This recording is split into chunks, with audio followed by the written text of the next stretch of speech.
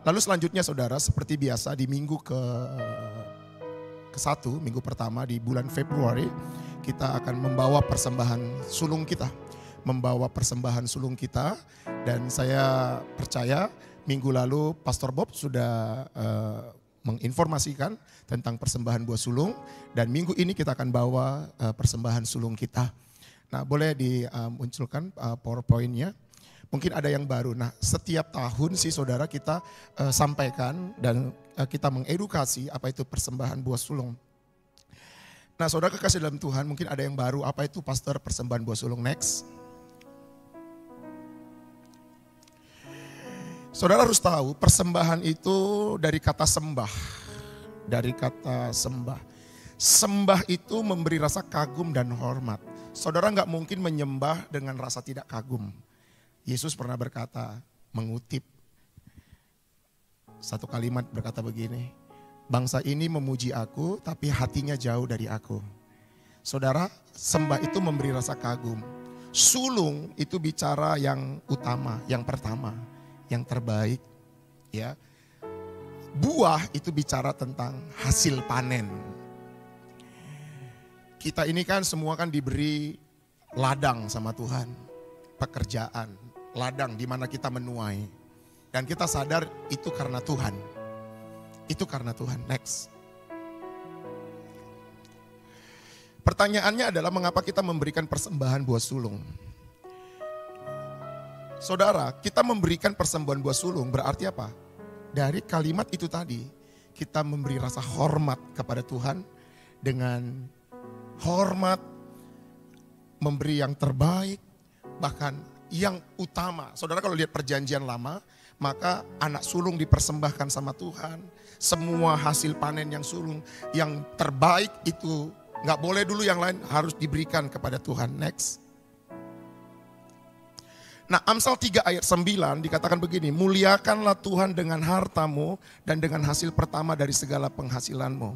Tapi saya tertarik di versi Al yang hidup dikatakan begini, hormatilah Tuhan dengan memberikan kepadanya hasil yang pertama dari segala usahamu.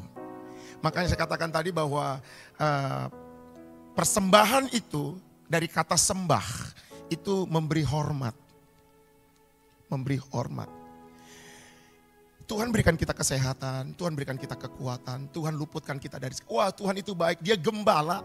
Dikatakan begini, hormatilah Tuhan dengan memberikan kepadanya hasil yang pertama dari segala usahamu. Maka ia akan mengisi lumbung-lumbungmu dengan gandum dan tempat air anggurmu dengan air anggur yang terbaik sampai berlimpah-limpah.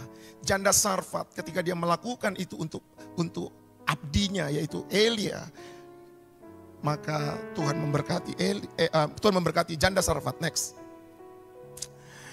Di Yehezkiel 44 ayat 30,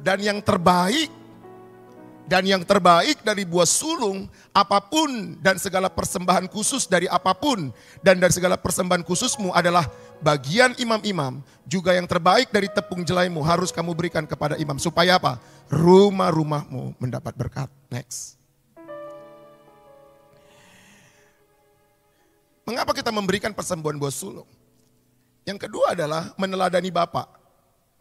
Yesus, anak yang sulung, itu diberikan kepada kita.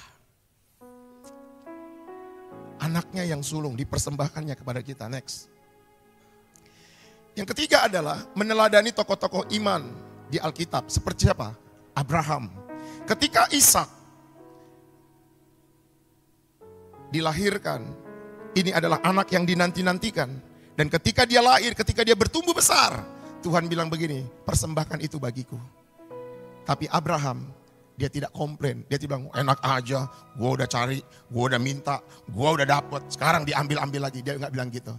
Tapi dia bilang, aku akan bawa ke Gunung Moria, aku akan persembahkan ini. Yang sulung, yang terbaik.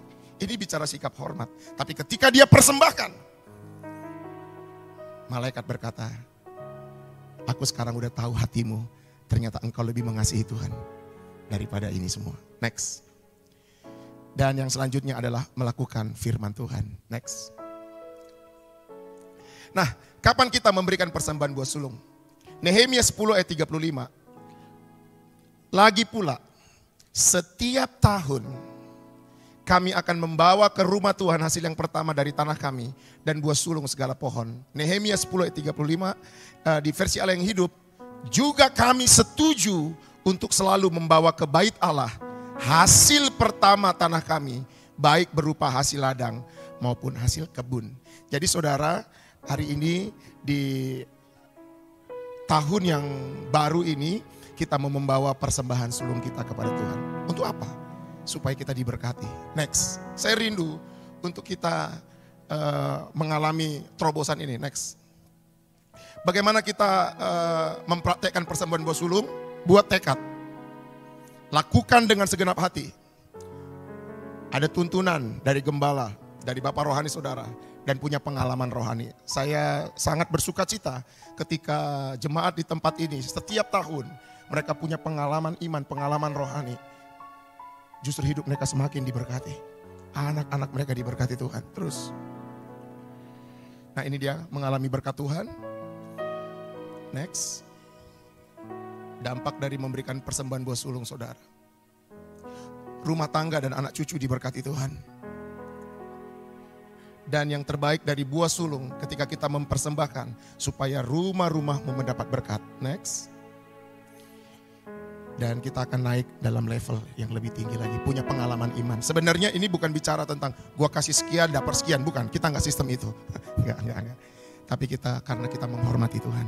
Kita sadar, aku udah diberikan pekerjaan. Ini semua datangnya dari Tuhan. Ladang dari Tuhan. Dan hari ini aku boleh diberkati.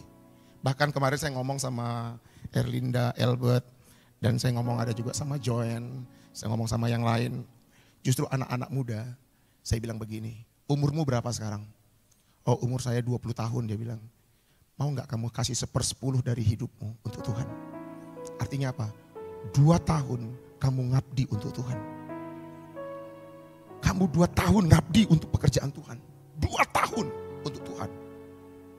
Setelah itu, kamu seorang dokter, gak apa-apa. Kamu ngabdi 2 tahun. Setelah itu, kamu kembali lagi jadi dokter. Wow, itu keren banget saudara. Berikan. Bukan cuma 1/10 uang, tapi waktu yang Tuhan beri buat kita. Contoh saya, ya umurnya berapa? 30 tahun ya. Oke. Contoh kan saya bilang contoh. Ya 30 tahun contoh, 42 tahun. Berarti setengahnya berapa deh? 10%-nya berarti 4 tahun. 4 tahun persembahkan yang terbaik buat Tuhan. Ini udah 11 tahun di Sarawak. Kan itu berarti udah 100 tahun lebih kan umurnya. Contoh gitu. Kasih 4 tahun untuk Tuhan. Saudara di Amerika orang lakukan itu, Korea lakukan itu. Dan saya rindu teman-teman yang ada di sini juga nangkap ini. Tujuannya apa sih? Untuk Tuhan kok. Semua untuk Tuhan. Baik, itu saja yang saya mau sampaikan hari ini. Untuk kita boleh memberikan persembahan sulung kita. Supaya apa? Kita berkenan di hadapan Tuhan. Dan Tuhan tahu hati kita. Kalau kita cinta Tuhan lebih dari apapun.